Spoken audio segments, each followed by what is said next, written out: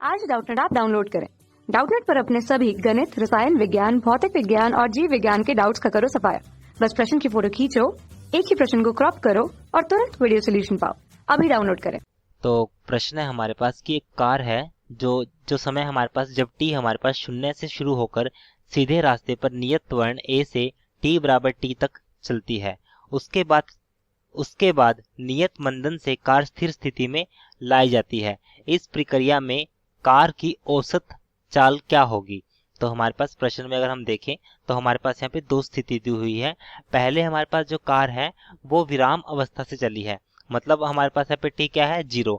जब t बराबर 0 से शुरू होकर सीधे रास्ते पर नियत त्वरण a से t बराबर t तक चलती है। तो पहले हम बात करते हैं कि गाड़ी है जो यहाँ से यहाँ तक गई है, इसके बीच रास्ते तक, मान लो यहाँ तक गई है गाड़ी। अब यहाँ पर हम क्या करते हैं कि अब हमारे पास प्रारंभिक वेग क्या होगा? जब समय हमारे पास 0 था तो प्रारंभिक वेग होगा वो भी क्या होगा, 0। मान लीजिए यहाँ पर पहुंचते ही उसके आज जो वेग होगा वो v हो जाएगा, और यहाँ से यहाँ तक जाने में जो समय लगा है वो हमारे पास है, मतलब t प्रश्न में दिया हुआ है, वो हमारे पास लगेगा t। तो अब हम यहाँ पे एक समीकरण का प्रयोग करेंगे पहली स्थिति के लिए। तो यहाँ पे हम बात करते हैं पहली स्थिति के लिए, जो यहाँ पे हमारे पास है पहली स्थिति। तो पहली स्थिति के लिए हमारे पास v बराबर होगा u जमा में at। v बराबर होगा u जमा में at। अब u हमारे पास क्या है, प्रारंभिक, क्योंकि हमारे पास समय क्या है 0 और उसका जो प्रारंभिक वेग है वो 0 है। तो यहाँ से हमारे पास आएगा v बराबर है a और समय हमारे पास है t। तो हमारे पास एक तो ये समीकरण बन गया। मतलब ये जो चाल होगी, अगर हम दूरी की बात करें कि यहाँ से यहाँ तक जाने में, मान लीजिए ये बिंदु O है, O बिंदु तक जाने पर जो दूरी है वो हमारे पास S1 है। तो S1 दूरी क्या होगी? अब उसके लिए हम फिर दोबारा समीकरण का प्रयोग करेंगे। S1 बराबर है ut जमा में 1/2 at का वर्ग। तो u तो हमारे पास 0 है, तो यहाँ से हमारे पास आएगा S1 1/2 a, समय हमारे पास है कैपिटल t का वर्ग। तो ये हमारे पास होगी दूरी, ये हमारे पास होगी दूरी। अब हम बात करते हैं दूसरी स्थिति के लिए। ये हमारे पास जो दूसरी स्थिति की अब हम बात करेंगे, तो दूसरी स्थिति हमारे पास, यहाँ पे बात करेंगे हम दूसरी स्थिति के लिए। दूसरी स्थिति,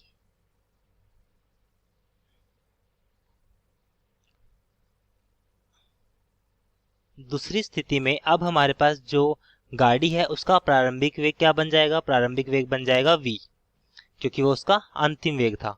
अब प्रारंभिक वेग तो v बन गया, तो और जो हमारे पास जो दूरी है, जो हम बात करें जो डिस्टेंस होगा, वो मान लीजिए हमारे पास यहाँ पे हम s2 मानेंगे, वो हमारे पास क्या होगा, s2। अब हमने क्या किया, जो गाड़ी है उसको रेस्ट में लेके आए हैं, रेस्ट मतलब स्थिर अवस्था में लाए हैं। स्थिर अवस्था में लेके आएंगे तो उसका मतलब जो उसका जो अंतिम चाल होगी वो हमारे पास हो जाएगी 0, और जो हमारे पास यहाँ पे जो प्रारंभिक वेग u होगा वो हमारे पास हो जाएगा v के बराबर, और जो अंतिम वेग होगा जिसको हम v डैश बोलते हैं वो हमारे पास हो जाएगा 0। तो अब इसके लिए हम दोबारा से वही समीकरण का प्रयोग करेंगे। तो हमारे पास यहाँ पे v बराबर है u जमा में at, v बराबर है u जमा में at। तो यहाँ से हमारे पास ये v डैश है, u हमारे पास v के बराबर है, और a हमारे पास क्या हो जाएगा? अगर हम इसमें बात करें तो इस स्थिति में जो हमारे पास a होगा वो ऋणात्मक त्वरण होगा, जो गाड़ी को रोकने के लिए सहायता करेगा। तो माइनस का a, मान लीजिए यहाँ से यहाँ तक जाने में जो समय लिया है उसने, मान लीजिए यहाँ से यहाँ तक जाने में जो समय लिया है वो हमने मान लिया वो हमारे पास t1 है। तो यहाँ पे हमारे पास समय होगा t1। तो अब यहाँ पे ये हमारे पास 0 हो गया, क्योंकि बाद में वो स्थिर अवस्था में आई है, v माइनस a t1 आ गया। तो यहाँ से हमने पाया कि जो v होगा बराबर होगा a t1, मतलब यहाँ पे जो मान लीजिए जो उसका त्वरण है उसको हम a1 नाम देंगे, क्योंकि हमारे पास ये ऋणात्मक त्वरण है और a हमारे पास पहले ही था। तो यहाँ पे a1 t1 हमारे पास उसका प्रारंभिक वेग आ गया इन टर्म्स ऑफ एक्सेलरेशन, मतलब उसके ऋणात्मक त्वरण की भाषा में हमने यहाँ पे इसका प्रारंभिक वेग निकाल दिया, v बराबर है a t1। अब हम इसमें एक समीकरण का और प्रयोग करते हैं जो समीकरण हम प्रयोग करते हैं v का वर्ग बराबर है u का वर्ग जमा में 2as। इस समीकरण से प्रयोग से अब हमारे पास यहाँ पे अंतिम वेग तो उसका 0 हुआ, प्रारंभिक वेग हमारे पास v का वर्ग था और यहाँ पे हमारे पास था प्लस माइनस आ जाएगा 2, क्योंकि हमारे पास यहाँ पे जो a है वो a1 के बराबर है। जो हमारे पास यहाँ पे a है वो a1 के बराबर है, इसलिए 2a1 और यहाँ पे जो दूरी तय करेगा वो हमारे पास होगी s2। तो यहाँ से हम बात करेंगे s2 हमारे पास क्या आएगा, s2 आएगा v का वर्ग बटे में 2a1, ये आ चुका है। अब हम v का जो मान है a1 t1 इसमें रख देते हैं v की जगह, तो हमारे पास आएगा a1 का वर्ग और t1 का वर्ग बटे में 2a1।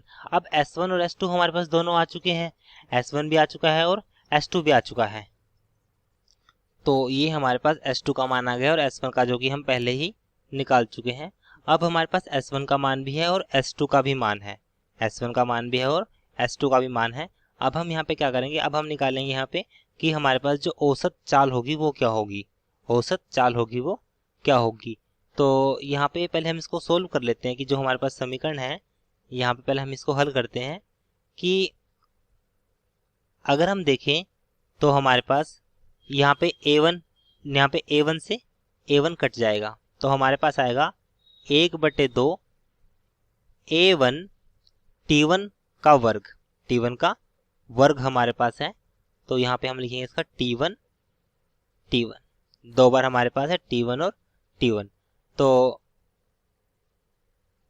अब हम इसको आगे हल करते हैं, यहाँ पे हम इसको लिख सकते हैं 1/2 a1। अब हमारे पास दो समय है तो एक को हम बोल सकते हैं कैपिटल T और एक हमारे पास t1 ही रहेगा। तो अब हमारे पास ये आ चुका है। अब हम बात करेंगे औसत चाल की। औसत चाल के लिए हमें निकालनी है कुल दूरी। कुल दूरी हमारे पास क्या होगी, s1 जमा s2 बटे में टाइम होगा t जमा में t1। तो यहाँ पे हमारे पास s1 कितना है, 1/2 a t का वर्ग जमा में ये है 1/2। अब हमारे पास यहाँ पे जो a1 t1 है, ये अगर हमारे पास जो a1 t1 का मान है ये हमने कहाँ से निकाला है, ये at के बराबर है, इसलिए हम इसको at रखा है हमने। ये हमारे पास जो ये हमने t इसलिए रखा था क्योंकि हमारे पास जो v का मान है वो at के बराबर है और जो v की जगह हम at रख सकते हैं, तो इसलिए हम इसको क्या करते हैं at ही रख लेते हैं ताकि आपको कंफ्यूजन ना हो। तो ये हमारे पास है t1 था, तो यहाँ पे हमने रखा 1/2 at t1। तो 1/2 s1 था और ये हमारे पास आया है at t1 बटे में। अब हमारे पास कुल समय कितना है, कुल समय है t जमा में t1। अब यहाँ से हमने इसको हल किया, 1/2 at हमारे पास कॉमन आ गया, ऊपर हमारे पास क्या रहेगा t जमा में t1 और बटे में क्या रहेगा t जमा में t1। कुछ इस तरीके से आएगा हमारे पास। अब हमने इसको इससे काट दिया तो हमारे पास आया at बटे में 2। तो ये हमारे पास है औसत चाल at बटे में 2। तो हमारे पास जो आंसर इसका आएगा वो हमारे पास आएगा ऑप्शन नंबर सेकंड। तो सेकंड हमारे पास राइट आंसर है। कक्षा 6 से 12वीं से लेकर नीट, IIT, JEE वो एडवांस के लेवल तक 1 करोड़ से ज्यादा छात्रों का भरोसा। आज ही डाउनलोड करें डाउटनेट ऐप या व्हाट्सएप करें अपने सारे डाउट्स 8400 400 400 पर।